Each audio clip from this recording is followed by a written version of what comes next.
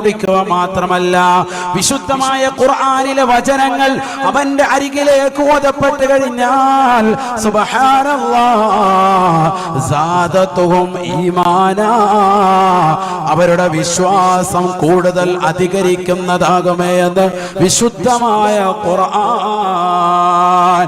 ഈമാനിന്റെ പ്രഭാപൂരണം ഹൃദയത്തിലേക്ക് കടന്നു വരട്ടെ. ഹബീബായ റസൂലുള്ളാഹി സ്വല്ലല്ലാഹു അലൈഹി വസല്ലമ തങ്ങൾ നമുക്ക് മാതൃകയല്ലേ പ്രിയപ്പെട്ട മുഅ്മിനീങ്ങളെ? ഹബീബായ റസൂലുള്ളാഹി സ്വല്ലല്ലാഹു അലൈഹി വസല്ലമ തങ്ങൾ തന്റെ പ്രിയപ്പെട്ട അനുയായിയായ ഇബ്നു മസ്ഊദ് റളിയല്ലാഹു അൻഹുവിനോട് പറയുകയാണ്, ഇബ്നു മസ്ഊദേ, എനിക്ക് നീ ഒന്ന് ഖുർആൻ ഒന്ന് ഓതിത്തരണേ. ഇബ്നു മസ്ഊദ് റളിയല്ലാഹു അൻഹു ചോദിക്കുകയാണ്, യാ റസൂലല്ലാഹ് വഖദ് ഉൻസില ഇലൈക്കൽ ഖുർആൻ, തങ്ങൾക്കല്ലേ വിശുദ്ധമായ ഖുർആൻ അല്ലാഹു അവതരിപ്പിച്ചത്? ആ ഖുർആൻ ഞാൻ ഓതിത്തരുന്നാണോ തങ്ങൾ പറയുന്നത്? അല്ലാഹുവിന്റെ റസൂൽ പറയുകയാണ്, ഇബ്നു മസ്ഊദേ, ഞാനല്ലാത്ത മറ്റൊരാളിൽ നിന്ന് ഈ ഖുർആനിക വചനങ്ങളെ ഓതി കേൾക്കുന്നതിന് ഞാൻ ഇഷ്ടപ്പെടുകയാണ്. ഹബീബായ റസൂലുള്ളാഹി സ്വല്ലല്ലാഹു അലൈഹി വസല്ലമ തങ്ങൾ കാമിലായ ഈമാനുള്ള വ്യക്തിത്വമല്ലേ? ഹബീബായ നബി തങ്ങൾ ഓതാൻ വേണ്ടി നിർദ്ദേശിക്കുകയാ. അനുയായിയായ സ്വഹാബിയായ ഇബ്നു മസ്ഊദ് റളിയല്ലാഹു അൻഹു ഖുർആൻ എടുക്കുകയാണ്, പാരായണം ചെയ്യുകയാണ്.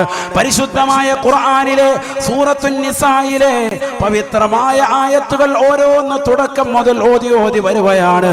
സുബ്ഹാനല്ലാഹ്, 41-ാമത്തെ ആയത്തിലേക്ക് അങ്ങ് എത്തിയപ്പോ ബഹുമാനപ്പെട്ട ഇബ്നു മസ്ഊദ് റളിയല്ലാഹു അൻഹു പറയുകയാണ്, ഒരു കരച്ചിൽ ഞാൻ കേൾക്കുകയാണ്, ഒരു വല്ലാത്തൊരു കരച്ചിൽ ഞാൻ കേൾക്കുകയാണ്. നോക്കുമ്പോൾ എന്റെ ഹബീബ് കരയുകയാ.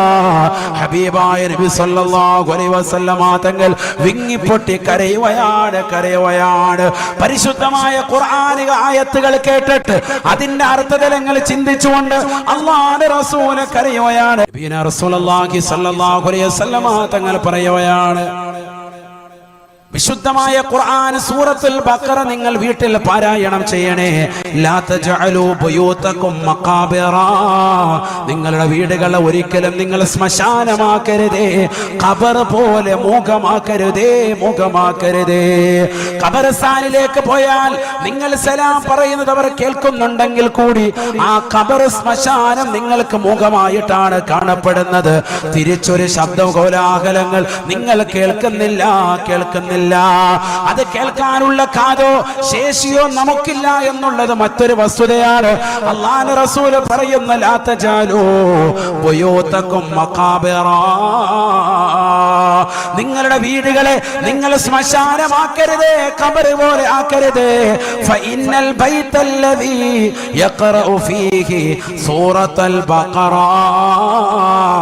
ലാ യദ്ഖുലു ഫീഹി ശൈത്താൻ. ഒരു വീട്ടിൽ സൂറത്തുൽ ബഖറ തുടക്കം മുതൽ അവസാനം വരെ പാരായണം ചെയ്തിട്ടുണ്ടോ, ആ വീട്ടിൽ പിശാച് കടക്കുകയില്ല എന്ന് ഹബീബുനാ ശഫീഉനാ റസൂലുള്ളാഹി. കാരണം ആ സൂറത്തുൽ ബഖറയിലാണ് ആയത്തുൽ കുർസി എന്ന ഏറ്റവും അഅ്ലമുൽ ആയത്താകുന്ന വിശുദ്ധമായ ഖുർആനിലെ സുന്ദരമായ ആയത്തുള്ളത്. ആ സൂറത്തുൽ ബഖറ തുടക്കം മുതൽ അവസാനം വരെ ഒരു വീട്ടിൽ പാരായണം ചെയ്താൽ ആ വീട്ടിൽ പിശാച് കടക്കില്ല എന്ന് ഹബീബുനാ റസൂലുള്ളാഹി സ്വല്ലല്ലാഹു അലൈഹി വസല്ലം. ബഖറ, അൽ ബഖറ സൂറത്ത്. എൻ്റെ ഉസ്താദെ, ഖുൽ ഹുവല്ലാഹു ഒരു ഓതാത്ത നമ്മളോടാണ് അൽ ബഖറ ഓതാൻ പറയുന്നത്. ഖുൽ ഹുവല്ലാഹു ഒരുപാട് അങ്ങോട്ട് പോകും. അപ്പൊ സൂറത്തുൽ ബഖറ എന്തിനാ ഇത് പറഞ്ഞത്? ഒരുപാട് സഹോദര സഹോദരിമാർ, ധാരാളം ആളുകൾ എപ്പോഴും വിളിച്ചിട്ട് സങ്കടം പറയാറുള്ളത് പൈശാചിക ഉപദ്രവമാണ്. ഇപ്പൊ ഈ ഓൺലൈനിലൂടെ റുഹൈ ബയാൻ മജ്‌ലിസ് കഴിഞ്ഞ റമദാൻ മുതൽ തുടങ്ങിയതാണ് ഈ വിനീത്. അന്ന് മുതൽക്ക് ഇന്ന് വരെ ഒരു ദിവസം പോലും സങ്കടം പറയാത്ത ഉമ്മമാരില്ല, സഹോദരങ്ങളില്ല. ഒരാളെങ്കിലും പറയും പൈശാചിക ഉപദ്രവം, സാമർത്ഥ്യം ദുആ ചെയ്യും. പറയാത്തവരില്ല. സൂറത്തുൽ ബഖറ പാരായണം ചെയ്യും. നമ്മുടെ വീട്ടിൽ ഓതണം, നമ്മൾ ഖുർആൻ ഓതണം. നബിയന റസൂലുള്ളാഹി സ്വല്ലല്ലാഹു അലൈഹി വസല്ലമ തങ്ങൾ പറഞ്ഞില്ലേ, വല്ലദീ യഖറഉൽ ഖുർആന ഫീ ബൈതിഹി യക്സുറു ഖൈറുഹു വല്ലദീ ലാ യഖറഉൽ ഖുർആന ഫീ ബൈതിഹി യഖില്ലു ഖൈറുഹു. വീട്ടിൽ ഖുർആൻ പാരായണം ചെയ്താൽ ആ വീട്ടിൽ ബറക്കത്ത് അധികരിക്കുന്നതാണ്. വീട്ടിൽ ഖുർആൻ പാരായണം കുറഞ്ഞാൽ ആ വീട്ടിൽ ബറക്കത്ത് കുറയുന്നതാണ് എന്ന് ഹബീബുനാ റസൂലുള്ളാഹി. ഖുർആൻ ഓതണം, വീട്ടിൽ ബറക്കത്ത് വേണ്ടേ? അല്ലാഹു തൗഫീഖ് നൽകട്ടെ. അതിനുവേണ്ടിയല്ലേ ഈ കഷ്ടപ്പെടുന്നതൊക്കെ നമ്മളെല്ലാവരും. ഞാൻ ചോദിക്കട്ടെ വളരെ സ്നേഹത്തോടുകൂടി, ഒന്നില്ലെങ്കിൽ വാപ്പ അല്ലെങ്കിൽ ഉമ്മ ആരെങ്കിലും മരണപ്പെട്ടിട്ട് ഖത്തം ഓതുന്നതല്ലാതെ നമ്മൾ ആരെങ്കിലും സൂറത്തുൽ ബഖറ ഈ ഒരു നിയ്യത്തിൽ ഇതുവരെ ഓതിയിട്ടുണ്ടോ? വീട് കുടിയിരുന്നിട്ട് താമസമായിട്ട് എത്രയായി? 20 കൊല്ലം 50 കൊല്ലമായി. ഒരു സൂറത്തുൽ ബഖറ വീട്ടുകാരൻ ഓതിയിട്ടില്ല. ഇതിനെന്തിനുള്ള നമ്മള്? അള്ളാഹു നമ്മളെ കാത്തു സംരക്ഷിക്കട്ടെ. അള്ളാഹു കാത്തു സംരക്ഷിക്കട്ടെ. ഓതന നമ്മുടെ വീടുകൾ ആത്മീയത ഉണ്ടാവണം. ഇത് നഷ്ടപ്പെട്ടു പോയി ഇന്നത്തെ തലമുറയിൽ. അള്ളാഹു നമ്മളെ കാത്തു സംരക്ഷിക്കട്ടെ.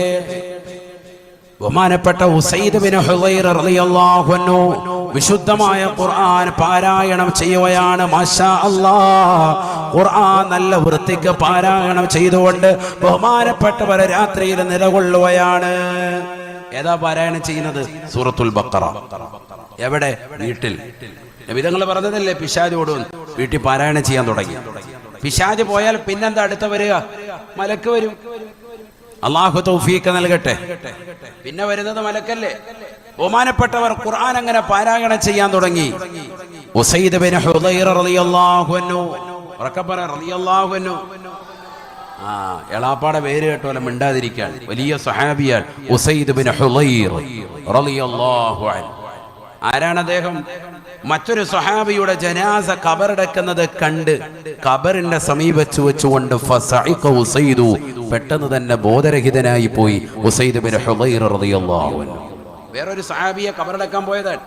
മയ്യിത്ത് കഴിഞ്ഞ് കൊണ്ടുവന്നു, ഖബറിന്റെ ചാരത്ത് കൊണ്ടുവന്ന് വെച്ചു. ഖബർ ഇങ്ങോട്ട് കണ്ടപ്പോൾ ഫസഇഖ ഉസൈദു, പെട്ടെന്ന് തന്നെ ഉസൈദ് ബിൻ ഹുദൈർ റളിയല്ലാഹു അൻഹു ബോധം രഹിതനായി അവിടെ വീണുപോയി. അവസാന സ്വഹാബത്ത് എന്ത് ചെയ്തെന്നറിയോ?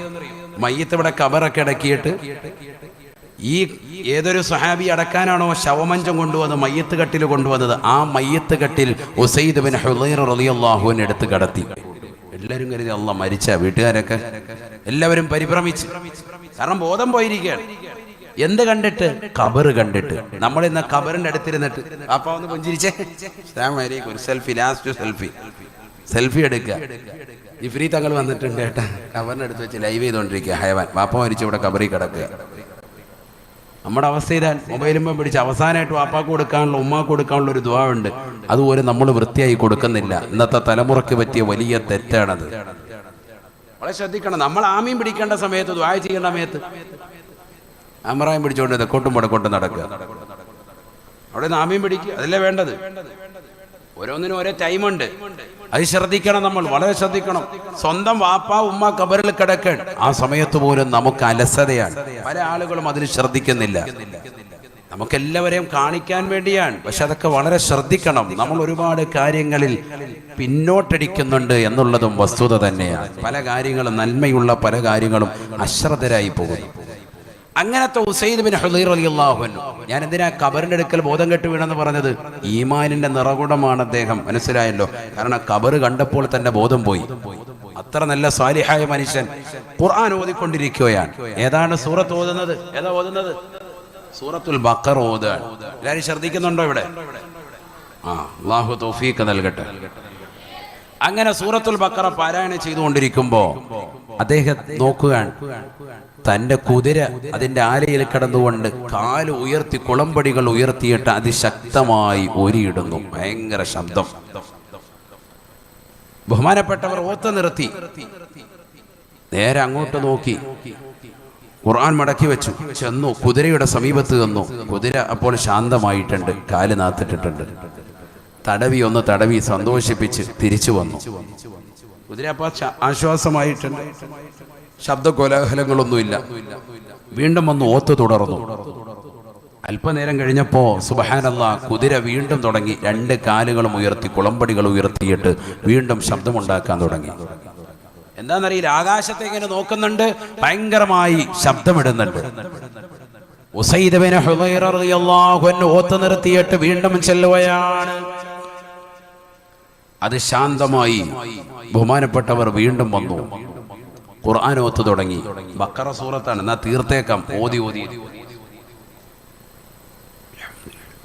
ഓതിക്കൊണ്ടിരിക്കുമ്പോ അദ്ദേഹത്തിന്റെ ഇളയ മകൻ യഹ്യ എന്ന മകൻ ആ കുതിരയുടെ അടുക്കലേക്ക് പോവാ. എന്താ ഈ കുതിര ഇങ്ങനെ ആകാശത്തേക്ക് നോക്കി കാലും ഉയർത്തി നിൽക്കുന്നത്?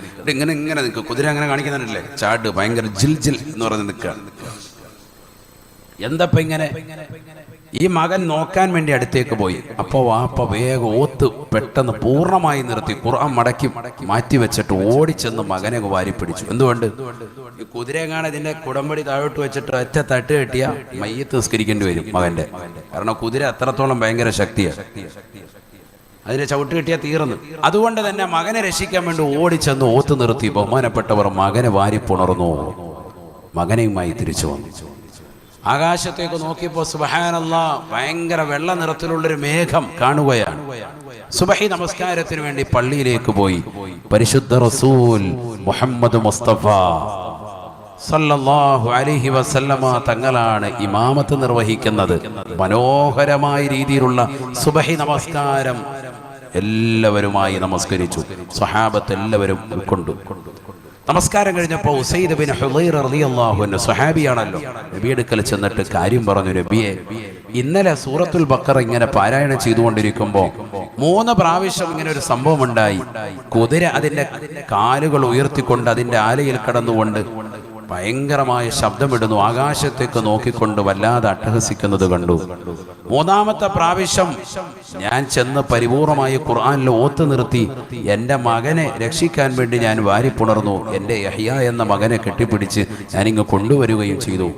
ആകാശത്തേക്ക് നോക്കിയപ്പോൾ വെള്ള നിറത്തിനാലുള്ളതാകുന്ന മേഘത്തെ കണ്ടു എന്ന് പരിശുദ്ധ റസൂൽ സല്ലല്ലാഹു അലൈഹി വസല്ലമ തങ്ങളോട് ഉസൈദ് ബിൻ ഹുദൈറ റളിയല്ലാഹു അൻഹു പറഞ്ഞപ്പോൾ അല്ലാഹുവിന്റെ റസൂൽ ഉസൈദ് തങ്ങളോട് പറഞ്ഞ വചനമുണ്ട്. പുതിയങ്ങാടിയിലുള്ള പ്രിയപ്പെട്ട സഹോദര സഹോദരിമാര് കാതുകൊടുത്തൊന്ന് കേൾക്കണേ. ഹബീബായ നബി തങ്ങൾ പറയുകയാണ്, തിൽക സകീന തിൽക സകീന തനസ്സലത് ബിഖിറാതിക യാ ഉസൈദ്.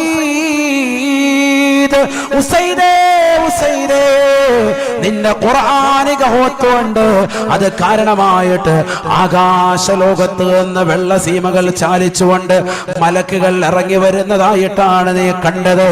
ആ വെള്ള നിറത്തിലുള്ള മേഘങ്ങൾ അത് മലക്കുകളാണ്. അത് നിന്റെ വീട്ടിലേക്ക് ഇറങ്ങുകയായിരുന്നു. നീ എങ്ങാണ് സുബഹി വരെ ഓത്ത് നിർത്താതെ ഓതിയിരുന്നെങ്കിൽ വല്ലാഹി സുമ്മ വല്ലാഹി ഈ മദീനത്തെ സർവ്വ സ്വഹാബത്തിനും ആ മലക്കുകളെ നിന്റെ വീട്ടിൽ കാണാമായിരുന്നുവെന്ന് ഹബീബുനാ റസൂലുള്ളാഹി. ഓതി ഓതി ഓതി ഓതി മലക്കുകളെ ആകാശത്തിരിക്കുന്ന മലക്കുകളെ ഭൂമിയിലേക്ക് ഇറക്കുകയാണ്. എന്തേ മുഅ്മിനേ, നമുക്ക് സാധിക്കില്ലേ? ഹബീബായ നബി സല്ലല്ലാഹു അലൈഹി വസല്ലമ തങ്ങൾ വ്യക്തമായി പഠിപ്പിക്കുകയാണ്. അതുകൊണ്ട് ഖുർആൻ ഓതണേ, ഖുർആൻ ഓതാതെ നിലകൊള്ളരുത്. പൈശാചികമാകുന്ന ഉപദ്രവങ്ങൾ പരിപൂർണമായി നമ്മുടെ വീട്ടിൽ നിന്ന് മാറപ്പെടാൻ, നമ്മുടെ ജീവിതം ആത്മീയമായ ഉയർച്ചയിലേക്ക് കടന്നു വരാൻ ദിക്റുകൾ അനിവാര്യമാണ്. ഖുർആൻ ഓത്ത് അനിവാര്യമാണ്.